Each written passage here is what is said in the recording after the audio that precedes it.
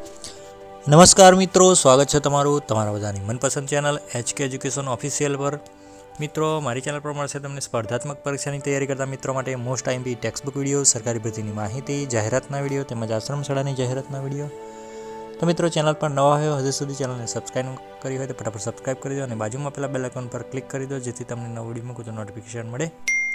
આજે આપણે જોવાના છીએ આ વિડીયોની અંદર વિદ્યા સહાયકની જાહેરાત અંગેનો।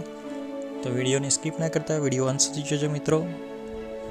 કઈ તારીખ સુધી આપણે એપ્લાય કરી શકાશે અને શું ભરતીના નિયમો છે, શું શરતો છે, કઈ કેટેગરી માટેની જગ્યા છે તે પણ આપણે જોવાના છે મિત્રો।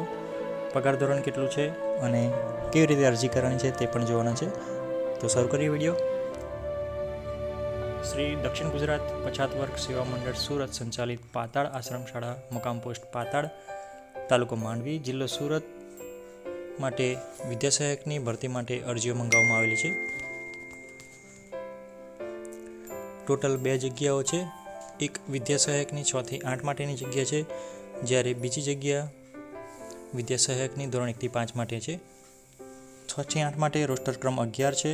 કેટેગરી છે અનુસૂચિત જનજાતિ એટલે કે ST કેટેગરી માટેની આ જગ્યા છે, એટલે ST કેટેગરીના જ ઉમેદવાર એપ્લાય કરી શકશે। વિષય છે ગણિત વિજ્ઞાન અને 6 થી 8માં છે, એટલે ટેટ 2 પરીક્ષા ફરજિયાત પાસ કરેલી હોવી જોઈએ। લાયકાત છે BSc BEd PTC થયેલું હોવું જોઈએ BEdની જગ્યાએ,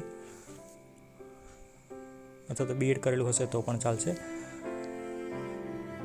બીજી જગ્યા છે વિદ્યા સહાયકની ધોરણ 1 થી 5 માટે રોસ્ટર ક્રમ 12 છે।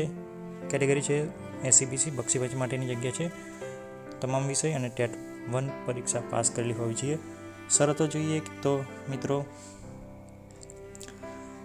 સુરત જિલ્લાની આ આશ્રમ શાળા છે, તો સુરત જિલ્લાની અંદર 20/2/2024ના રોજ ભરતી માટે NOC આપવામાં આવેલી છે મદદનીશ કમિશનર આદિજાતિ વિકાસની કચેરી સુરત દ્વારા।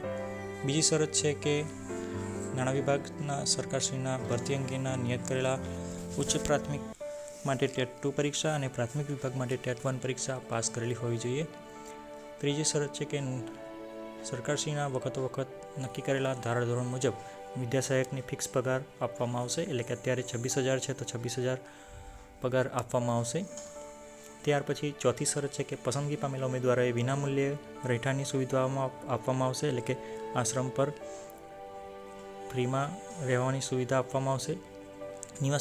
નિવાસી શાળા હોવાથી સ્થળ પર ફરજિયાત નિવાસ કરવાનો રહેશે અને ગૃહપતિ ગૃહમાતા તરીકેની ફરજ બજાવવાની રહેશે, તેમજ શાળા સંસ્થાના નીતિ નિયમોનું ચુસ્તપણે પાલન કરવાનું રહેશે। પાંચમી શરત છે ઉપરોક્ત લાયકાત ધરાવતા ઉમેદવારોએ તમામ પ્રમાણપત્રોની પ્રમાણિત કરેલી નકલ, પાસપોર્ટ સાઇઝનો ફોટો અને સ્વહસ્તાક્ષરે કરેલી અરજી જોડવાની રહેશે અને 15 દિવસની અંદર RPEDથી અરજી મોકલવાની રહેશે। મિત્રો, આજે આ જાહેરાત પડેલી છે 9/3/2024ના રોજ, તો 15 દિવસની અંદર તમારી રજિસ્ટર એડી સમયસર પહોંચી જાય એ રીતે તમારે અરજી કરવાની રહે। છઠ્ઠી શરત છે કે ઉમેદવારે યુનિવર્સિટીની અંદર CGPA કે SGPA ગુણ દર્શાવેલા હોય તો જે તે માન્ય યુનિવર્સિટી કે કોલેજમાંથી કુલ ગુણમાંથી મેળવેલ ગુણનું પ્રમાણપત્ર લાવવાનું રહેશે।